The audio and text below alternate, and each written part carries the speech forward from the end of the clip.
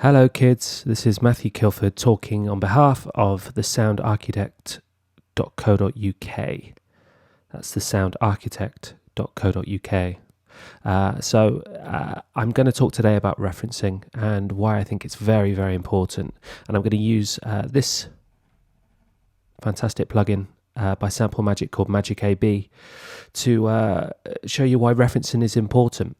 The idea behind it is that you can take your dodgy mix, whether in the mixing or mastering stage, and play and reference it against, better tracks or tracks that you know and love that are in a similar vein. So obviously, due to copyright issues, I can't bring up certain tracks because it's just going to get pulled down by YouTube. So I've asked a few musical friends who I've met over the past year to send me one of their tracks, which I know are going to be great, and I'm going to compare it against them, not in a full-on out audio war, but just to hear the difference between them. It's quite an interesting thing to do. So I'm going to take you through it now. Let's have a look. I'm going to play a little bit of my track first and then take you through the plugin. So here we go. This is a piece of my track. I'm probably going to turn down the master as well so you can hear the mix between my voice and the music a bit better as well. So here's a piece of my piece of music that I've played.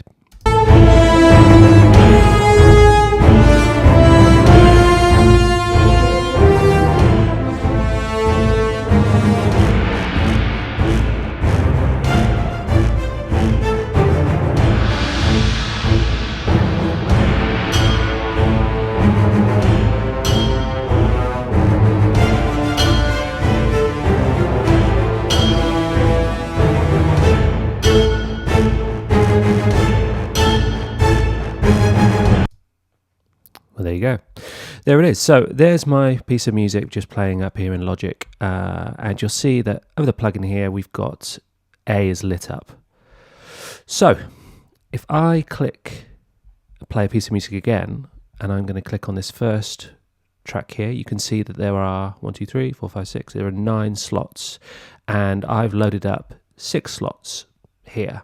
So I'm going to press play on the first one, which is already clicked. This is a track by a friend of mine who lives in the same town, John Harvey, who's very, very, very accomplished young man. And this is a track that he's written called Sheer Evil that he's used on something.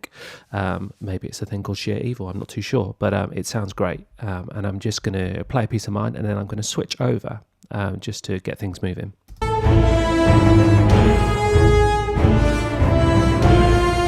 So this is my track, and with a touch of a button,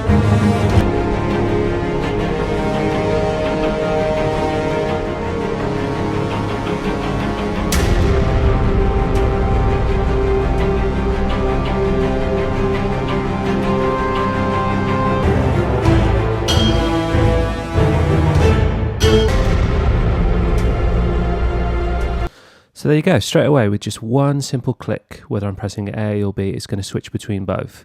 So as you can see, I've loaded up 6 tracks here. Now, what's really, really important is over here, you can see that I've got the levels are both showing at 0 dB. These are going to be your little savior because you can kind of amend the volume to try and get them as close as you can in level. And you can see here, it's not too bad. It's pretty good actually in terms of you've got your peak value and your RMS here, which is both very, very important.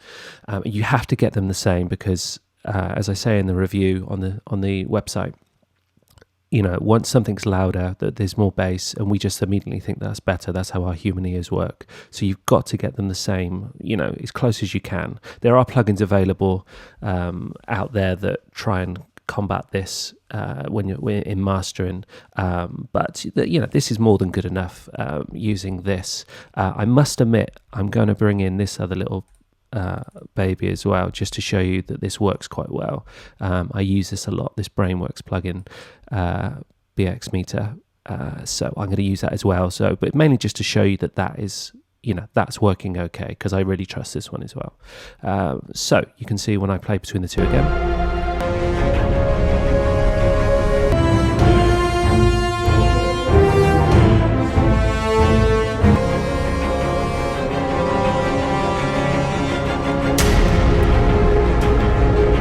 John's got some massive trailer style thwacks in there. I'm sure there's another better word than thwack, but that's all I could think of. So it's good to hear the difference between tracks and hear what's going on, because I know John sounds really, really good. So you'll notice that it brings up the whole waveform. Now, what's good as well, what we can do is we can just select part of that. So I'll use it with the next track. I'll go over to Elliot Daniels' excellent track, and I've already got a loop on here, which is handy. So you can create a loop. I'll do that again. If I take off, you can create up to 4 loops. So you can see 1, 2, 3, 4 on each track. So if I go to the second one, so I'm going to just bring in this bit here, because I think that's going to work well. So if I press play, so I can loop it, and you can see a loop comes up, and I can move it to there, and now it will just loop around this section. So this is really, really handy if you want to take certain parts of a song, in any genre really, and you're just comparing a certain bit.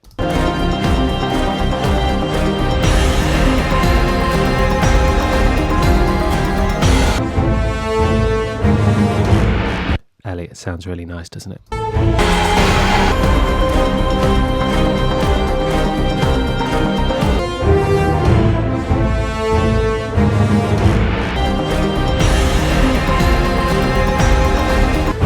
So there's also another little great feature here, something called the crest factor, I think it's called, and that's this bit here. If I play a little bit of mine again,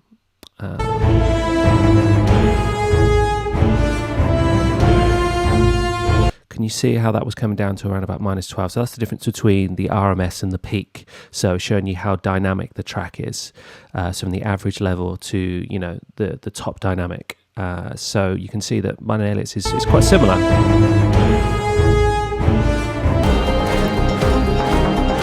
Now, sometimes you might want in music, trailer pieces or just more hybrid stuff. Sometimes the dynamics are not always going to be as dynamic, but that's sometimes a choice, and it's absolutely fine. Music is music, and different choices for different things. Horses for courses, as we say over here. Okay, right. So we have got Elliot's track, which is sounding good. To combat that, something slightly different, I've got a lovely track here by, I say it's lovely, it's just it's a great track as always by Marianne Fisher, who kindly sent me this to me because I was looking for some more tracks, and she kindly sent this over. This is more just a percussive piece. So if I was to pick, say, another part of my track, let's have a listen. Look at my track.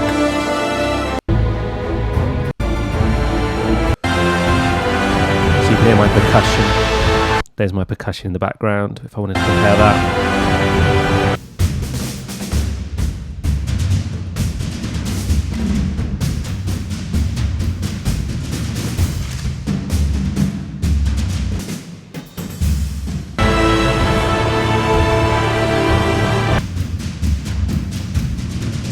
So, to be honest, it's not. This song isn't matching up completely normally with what I would reference against, but it's good to hear something from Marianne that's got the percussion that we know is sounding really, really nice and really punchy. So it could be that you're just listening more to the low end of things, to making sure that your drums is doing a similar thing to hers. So I'm really grateful that she sent this in, because it's handy. I'm going to show you a little tip towards the end of the video. It's a little extra thing to show you why that might come in handy. So that's Marianne's track. This is a track by Luke, better known as Jono, not Bono, if you haven't seen him on many a forum. He's the hardest working man in show business, I think. He's absolutely everywhere, and he's just he deserves everything he gets, because he's doing so well at the moment. So this is a track by Jono. Arguably this is one of the biggest sounding ones I've got here. So I'm going to play mine a bit, and then I'm going to try and match him up with the volume.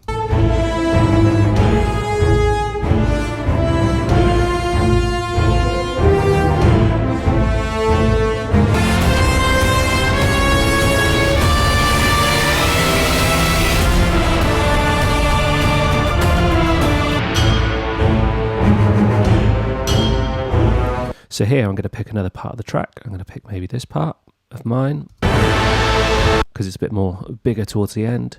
That's in keeping with probably where I'd want, and I'm going to make a little loop here, nice and easy. So this is my track.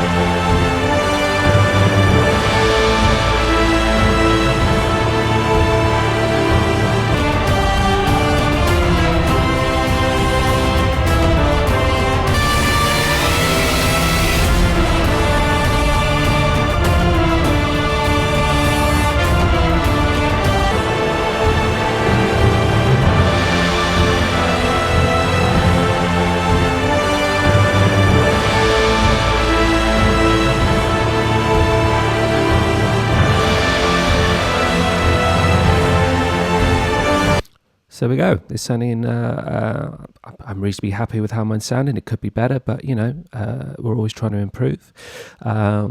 This track is by the fantastic Peter Connolly. Peter Connolly's done many great projects, including Tomb Raider. I know he's done many other things like that, but that's what all you kids are going to know if I say that. Or is when I was about 13 years old, and my friend asked his mum what he wanted for Christmas. He wrote down a list, and he wrote down the name of the game that he wanted, and then his mum said, "Who's this Tom Raider, Andrew? Who's this Tom Raider?" Funny little story there that made me laugh. Tom Raider. So Tomb Raider will always be known as Tom Raider to me. This is Peter's track, and you can see that I've got the track loaded up here. You can see as I click on the waveform changes, and again I'm going to pick one of the louder parts of the track. So if I press play,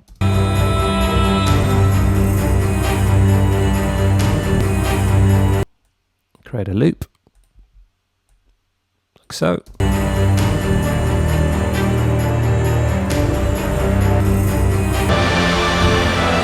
But here it might be that I want a different part of the track, so let's try this.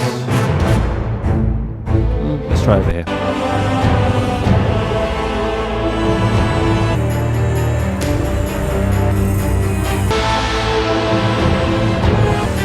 So what's really interesting to me is that even though they're different kind of styles in a way, the low end with Peter's track is really standing out to me through my headphones anyway.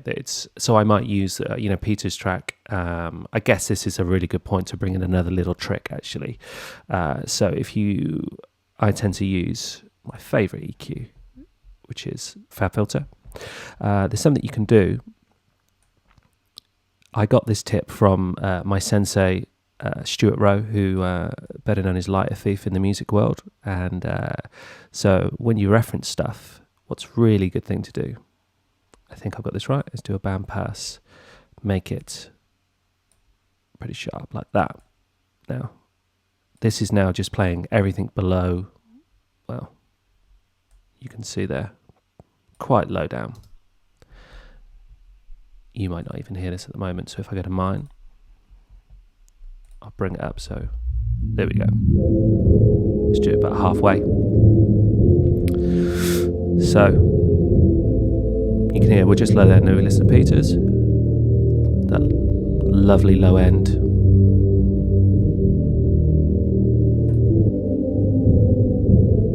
You could do that with the mids, you could do that with the highs.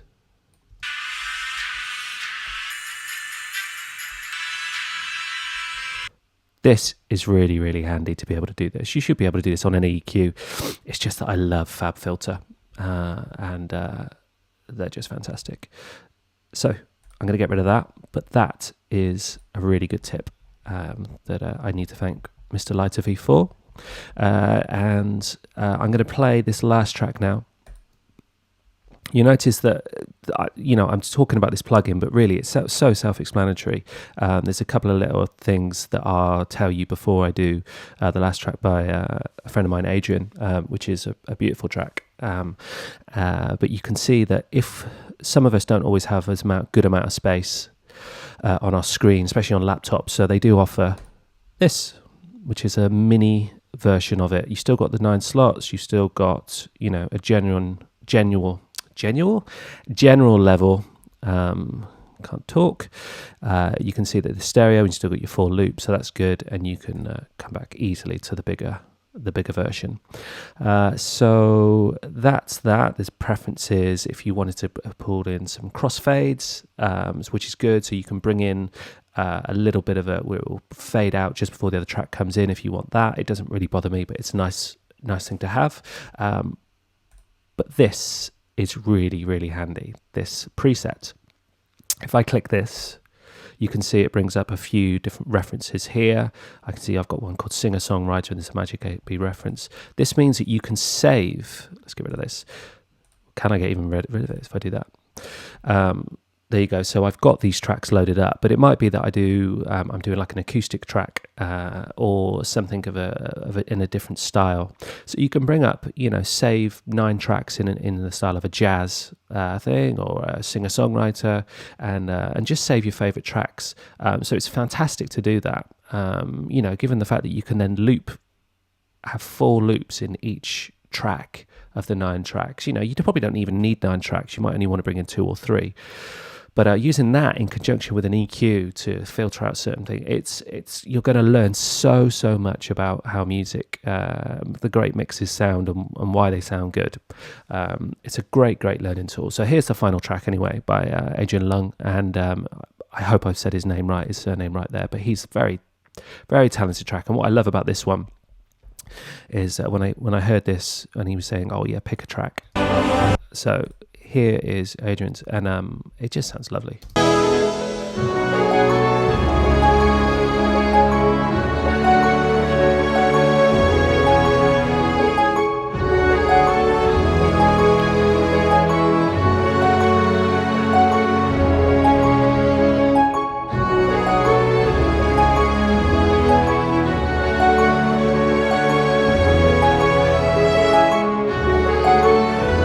Kind of reminds me of the Dark Crystal soundtrack, which I absolutely love, by Trevor Jones.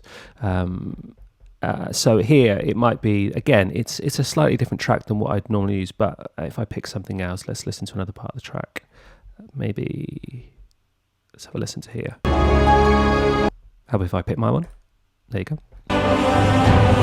Let's pick this bit here.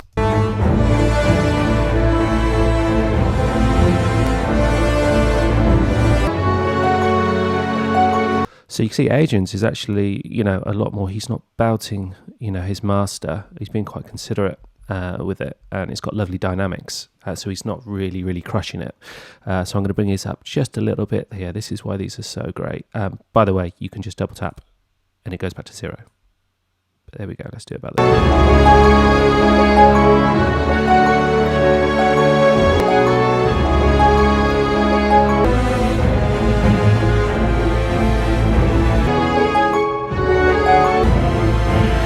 So again, if I was to just quickly do this.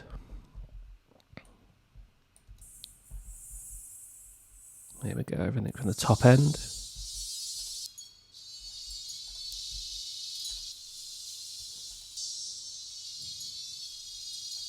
Just switching between the two. So the top end, Adrian's is lovely and smooth. But, you know, it's you can see that you can have so much fun. You can just find your favourite mixes ever, you know, and what you love to listen to, and analyse them and see why yours might not be up to scratch. So it goes to show what a fantastic plugin. This is probably my favourite plugin I think I've ever bought. I mean, which is a lot. It's just I've learned so much, and I continue to learn so much about music that I love, mixes that I love, and what they're doing, and why they're so noisy, especially on old recordings, things like tape hiss and things, and that gives them a vibe. But there's so many things you can learn. We don't ask ourselves enough is why things sound so good. So it's good to analyze it. It's a really powerful tool. So this is Sample Magic's Magic AB. It's worth saying that I'm going to put a link in the YouTube video and hopefully the article too, links to all these artists, to John, and to Elliot, and to Marianne, and to John and Bono, and to Peter, and John and Bono, better known as Luke Johnson, by the way, and not better known, he's better known as John and Bono, and Adrian. So I'm gonna put links to all those because they're great. And I guess the thing to say is, finally, if you like this video, if it's been helpful to you, then just give it a click, or even better, subscribe to the Sound Architect channel, and you can reach them at thesoundarchitect.co.uk. You can visit them on Facebook on the Sound Architect. You can find them there. The Twitter handle, I think, is Sound Design UK, and you can also get them on YouTube with Sound Design UK as well, I think. There's so many good reviews that they've got up there, covering all bases of audio, from film to video games, which is how I heard about them. So this is my little thing that I've done for them, because I feel referencing is very, very important. Thanks very much. I've been Matthew Kilford. See you again, hopefully. Bye.